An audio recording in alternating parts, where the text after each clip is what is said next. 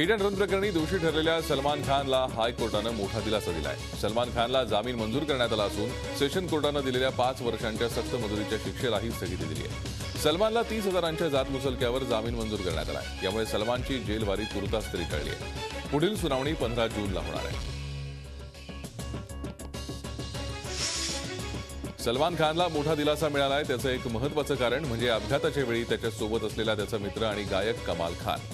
घटनेनंतर पोलिसांनी कमाल खानचा जबाब नोंदवला, पण त्याच्या उलट तपासणीसाठी सेशन कोर्टानं कधीच कमाल खानला बोलवलं नाही, असा युक्तिवाद सलमान खानचे वकील अमित देसाई यांनी केला। त्यावर सरकारी वकिलांनी तो परदेशी निघून गेल्याचा युक्तिवाद केला।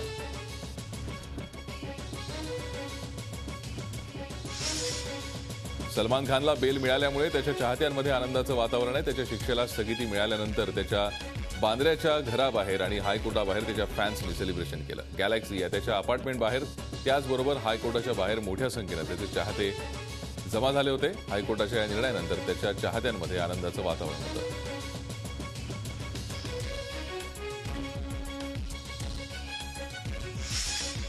सलमान खानच्या एका चाहत्यानं हायकोर्टाबाहेर विष प्राशन करून आत्महत्येचा प्रयत्न केला। हायकोर्टात सुनावणी असताना बाहेर हा प्रकार घडला। या चाहत्याला पोलिसांनी ताब्यात घेतलं।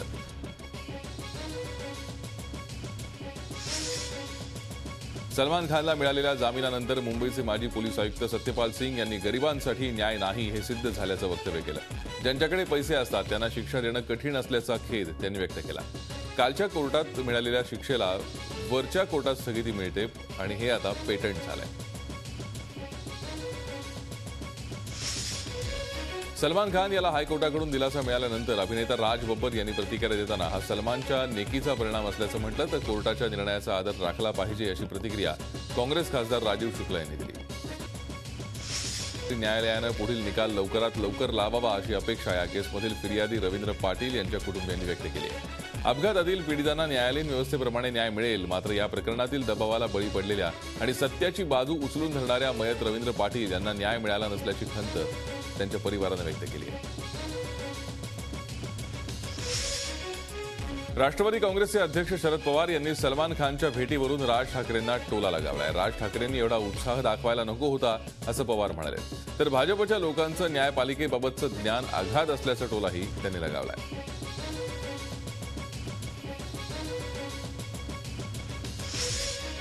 जैतापूर प्रकल्पाबाबत सेनेची भूमिका प्रामाणिक असेल तर ते केंद्रात आणि राज्यात सत्तेतून बाहेर पडतील असं सांगत जैतापूर प्रकल्पाला विरोध करणाऱ्या सेनेचा समाचार राष्ट्रवादी काँग्रेसचे अध्यक्ष शरद पवार यांनी घेतलाय। आज ना उद्या शिवसेना या मुद्द्यावरून सत्ता सोडेल असा विश्वास त्यांनी बोलून दाखवलाय। प्रकल्पग्रस्तांच्या आरोग्याची काळजी घेऊन जैतापूर प्रकल्प झाला पाहिजे अशी भूमिका शरद पवारांनी मांडली आहे।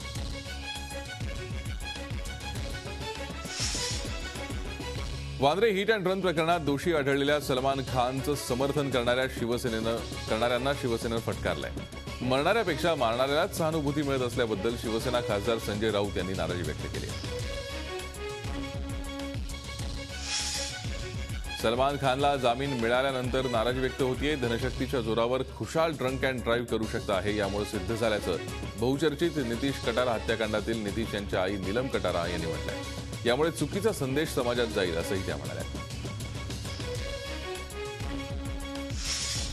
एकीकडे सलमान खानला बेल मिळाल्यामुळे त्याच्या चाहत्यांमध्ये आनंदाचं वातावरण आहे, तर काही संतप्त नागरिकांनी रस्त्यावर उतरून हायकोर्टाच्या या निर्णयाचा विरोध दर्शवत सलमान खानची पोस्टर्स जाळली आणि त्याच्या विरोधात घोषणा दिल्या। सलमान खान हाय हाय, सलमान खानला अटक करा अशा संतप्त घोषणा यावेळी देण्यात आल्या।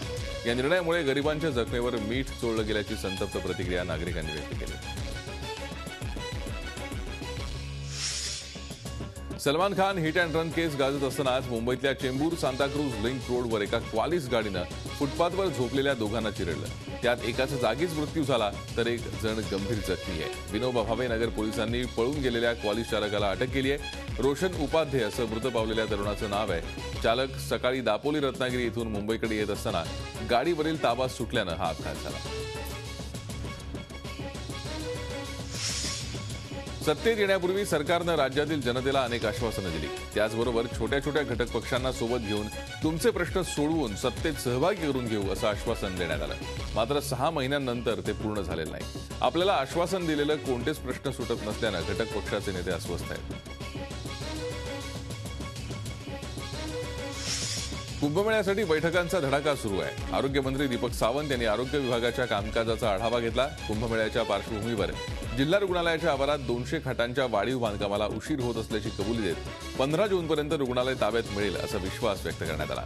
जून महिन्याच्या अखेरच्या आठवड्यात नाशिकमध्ये 300 डॉक्टर, विविध आजारांचे 100 स्पेशालिस्ट, लॅब, तांत्रिक सहाय्यक, शेकडो नर्स यांचं पथक तैनात करण्यात येणार आहे. मराठी शाळेत उर्दू शिकवलं पाहिजे असं मत अल्पसंख्याक मंत्री एकनाथ खडसे यांनी व्यक्त केलंय.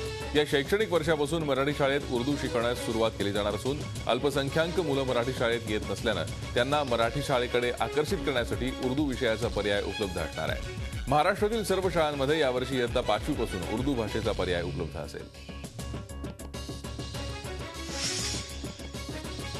पश्चिम महाराष्ट्रातली अग्रगण्य बँक म्हणून ओळखल्या जाणाऱ्या सांगली अर्बन सहकारी बँकेच्या निवडणुकीत राष्ट्रीय स्वयंसेवक संघातील 2 स्वयंसेवकांचे पॅनल एकमेकांविरोधात उभे ठाकले. सहकार तपस्वी बापूसाहेब पुजारी यांच्या पुजारी पॅनल विरोधात माजी चेअरमन गणेश गाडगीळ यांच्या परिवर्तन पॅनलमध्ये ही निवडणूक रंगणार आहे. गणेश गाडगीळ हे भाजपचे आमदार सुधीर गाडगीळ यांचे बंधू असून ते सर्व पक्षांचा आम्हाला पाठिंबा आहे असा दावा करतायत.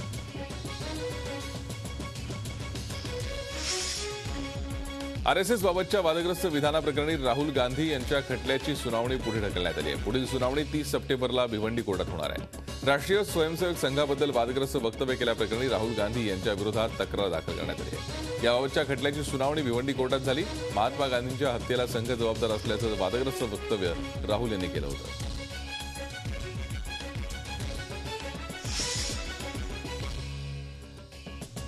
गुन्हे जगताचं वृत्तांकन करणारे ज्येष्ठ पत्रकार प्रभाकर पवार यांच्या पंचनामा या नव्या पुस्तकाचं प्रकाशन मुंबई पोलीस आयुक्त राकेश मारिया, लाचलुचपत प्रतिबंधक विभागाचे संचालक प्रवीण दीक्षित आणि शिवसेना खासदार संजय राऊत यांच्या हस्ते शुक्रवारी झालं. आझाद मैदान इथल्या पोलीस क्लब सभागृहात हा कार्यक्रम झाला. पंचनामा या पुस्तकासोबत प्रभाकर पवार यांच्या मुंबईतील गुन्हेगारीचा एन्सायक्लोपीडिया या पुस्तकाच्या 5व्या आवृत्तीचंही यावेळी प्रकाशन झालं.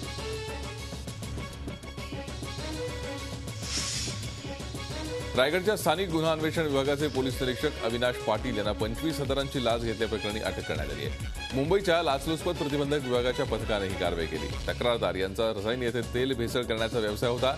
हा व्यवसाय 6 महिन्यांपासून बंद होता. हा व्यवसाय पुन्हा सुरू करण्यासाठी रायगडच्या स्थानिक गुन्हे अन्वेषण विभागाचे प्रमुख अविनाश पाटील यांनी हप्ते म्हणून दरमहा 2 लाख रुपयांची लाच मागितली होती.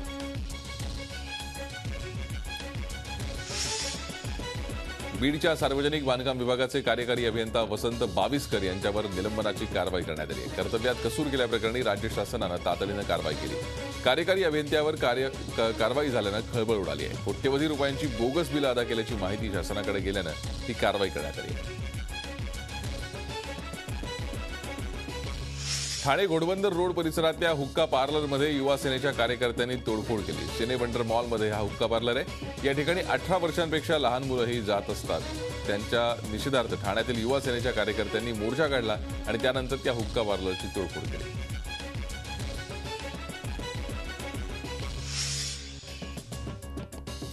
पैशांचा पाऊस पाडण्याचा आमिष दाखवून अल्पवयीन मुलीवर लैंगिक अत्याचार करणाऱ्या भोंदूबाबाला डोंबिवलीत अटक करण्यात आली आहे. विजय ठुमरे असं त्याचं नाव आहे. ठाणे पोलिसांच्या चाइल्ड प्रोटेक्शन युनिटनं ही कारवाई केली. आतापर्यंत 23 मुली या भोंदूबाबाच्या अत्याचाराच्या बळी ठरल्याची प्राथमिक माहिती आहे. विजय ठुमरे हा ढोंगी बाबा या मुलींच्या घरी पैशांचा पाऊस पाडेल असं सांगत त्यांच्यावर लैंगिक अत्याचार करायचा.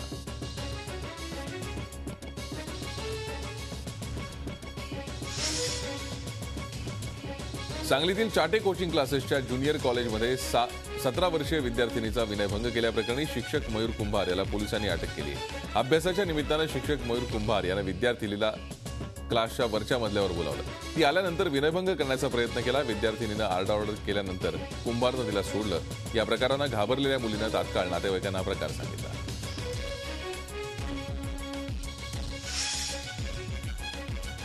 अकोल्यातल्या इकरा उर्दू हायस्कूलच्या संस्थाचालकाविरोधात विनयभंगाचा गुन्हा दाखल करण्यात आला आहे. मोहम्मद जाकीर मोहम्मद कासम असं या संस्थाचालकाचं नाव आहे. या प्रकरणी शाळेच्या मुख्याध्यापिकेसह इतर 6 महिला शिक्षकांनी पोलिसात लैंगिक छळ आणि मानसिक छळ होत असल्याची तक्रार केली आहे.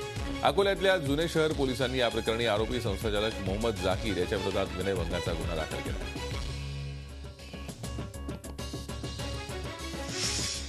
भ्रष्टाचारामुळे आणि अनागोंदी कारभारामुळे वादाच्या भोवऱ्यात सापडलेल्या शिक्षण प्रसारक मंडळी संस्थेवर प्रशासक नेमून वेलिंगकर इन्स्टिट्यूटच्या उदय साळुंखेंना तात्काळ हटवा अशा जोरदार मागण्या पुणेकरांनी केल्या. शिप्रच्या कारभाऱ्यांवरती फौजदारी गुन्हे दाखल करा असा थेट पवित्रा माजी विद्यार्थ्यांनी घेतला. झी मीडियानं शिक्षण प्रसारक शिक्षण संस्थेत सुरू असलेल्या गैरकारभार उजेडात आणला.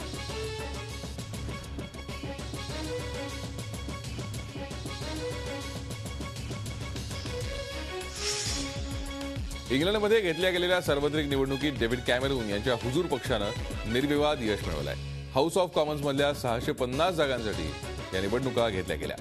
यात 325 पेक्षा जास्त जागा मिळवणाऱ्या पक्षाचं सरकार या निवडणुकीद्वारे स्थापलं जाणार होतं. कॅमेरून यांच्या हुजूर पक्षानं 327 जागा जिंकत पंतप्रधानांचं निवासस्थान डाउनिंग स्ट्रीटवर पुन्हा एकदा दावा केला.